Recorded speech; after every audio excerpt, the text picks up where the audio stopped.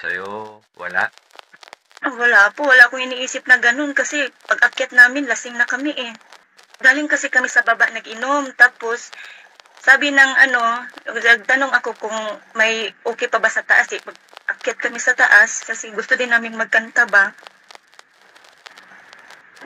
Aso kumakanta rin si Afam. No, hindi ko na maalala kung kumanta siya. Basta ako nakita ko sa video na kumanta din ako eh.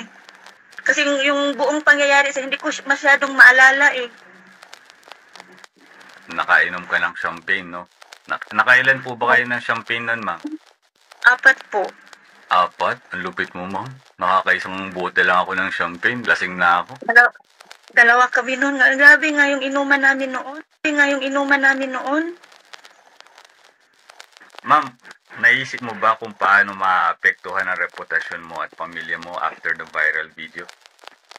Ay, sobra po. Sobra, sir. Sobrang laki talaga, sir. Diyos ko. Hanggang ngayon, sir, yung anak ko nga, sir, 3 araw, sir, nasa loob lang ng kwarto. Kasi kung anak ko, yung may college din akong anak na yung nursing ko, 2 araw akong hindi kinausap. Ngayon, hindi ko rin nakausap kagabi, hindi ko rin nakausap.